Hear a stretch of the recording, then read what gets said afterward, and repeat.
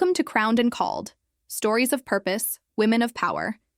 This channel is your space for inspiration, empowerment, and transformation. We share powerful stories of faith, purpose, and resilience, spotlighting women who are boldly walking in their calling and creating real impact.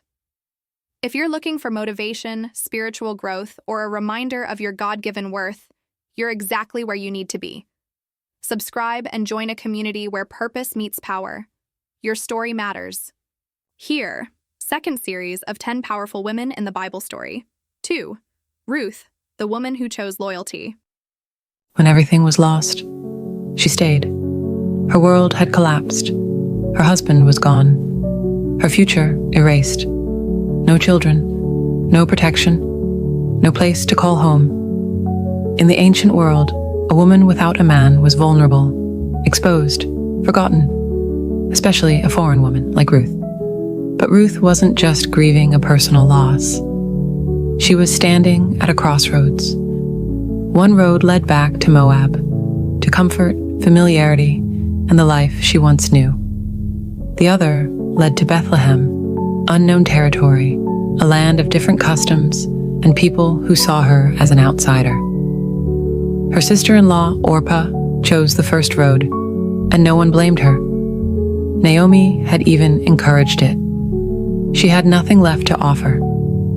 She said it herself, "Call me bitter, for the Lord has dealt harshly with me." But Ruth didn't leave. She didn't follow reason. She followed something deeper, something eternal. Ruth chose the hard path, the loyal path, the path that didn't make sense to the world. And because she did, destiny opened before her. Welcome to Crowned and Called, a series that tells the stories of purpose. Stories of women who didn't just live, they shifted history. Women who walked through fire, not to be consumed by it, but to carry something sacred on the other side. Women of power. Ruth's story begins in loss, but it ends in legacy. And the in-between? That's where her courage shines. Ruth wasn't born into the faith of Israel. She was a Moabite, from a people often hostile to God's chosen. She didn't grow up hearing the Psalms. She didn't know the stories of Abraham, Moses, or the Promised Land. She married into a Jewish family, and when her husband died, the bond that tied her to Naomi's people should have ended. But what started as marriage turned into a mission. Ruth saw something in Naomi. Or maybe she saw something through Naomi. Something real. Something worth following. Her decision wasn't logical. It wasn't strategic. It was spiritual. Imagine the scene. A dry, winding road under a burning sky. Two widows stand in the dust. One is old, worn out from years of sorrow. The other young, but already carrying too much grief for her age. Naomi turns to Ruth, tears in her eyes, and says, "Go back. There's nothing for you here. I have no sons, no future. Don't waste your life on me." But Ruth doesn't step back, she steps closer. And with unwavering resolve, she says words that would live forever. "Where you go, I will go. Where you stay, I will stay. Your people will be my people, and your God will be my God." That wasn't just a promise of companionship. It was a declaration of faith. Ruth was abandoning everything she knew, her culture, her comfort, her safety, and she was walking into a land where she'd have no rights, no voice, and no guarantees. Why? Because sometimes your spirit knows what your mind doesn't yet understand. Ruth wasn't just clinging to Naomi, she was clinging to purpose. And that decision, in that dusty moment, was heard in the halls of heaven. It may have looked like two broken women limping toward survival, but in the eyes of God, it was the beginning of a divine lineage. Ruth's story teaches us something profound. You don't need a title to carry destiny. You don't need a crown to be called. All you need is faith that follows, even when the way isn't clear. Ruth didn't know what waited in Bethlehem. She had no idea who Boaz was. She couldn't see the royal bloodline stretching out behind her steps. She only knew one thing: she couldn't turn back. And maybe that's where legacy truly begins. Not in victory, but in vulnerability. Not in the palace, but on the path.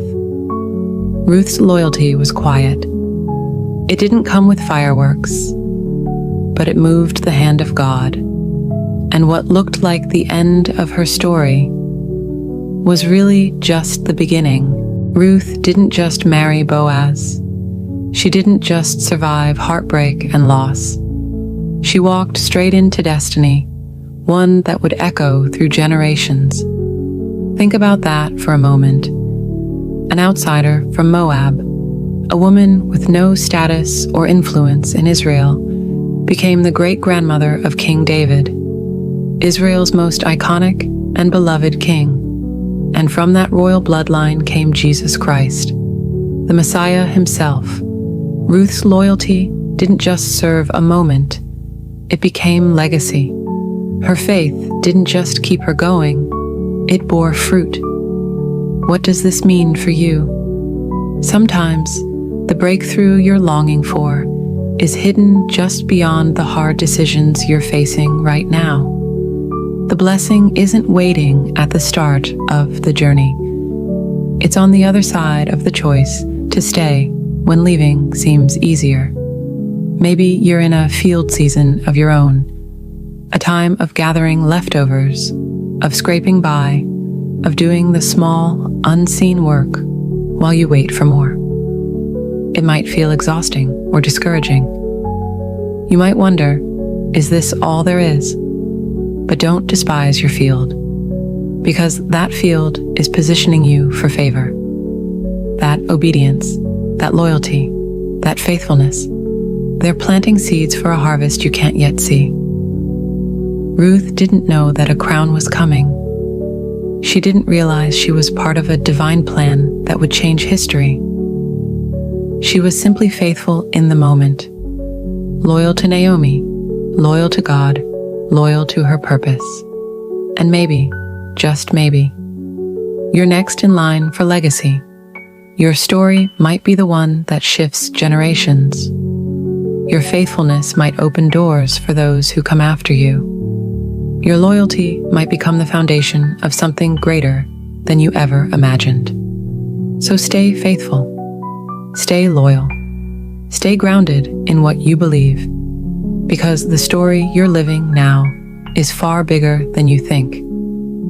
And here on Crowned and Called, we believe that every woman has a story of purpose, a story of power. Subscribe to Crowned and Called for more stories that remind you who you are and why you were made. Women of purpose, women of power. Your legacy is waiting.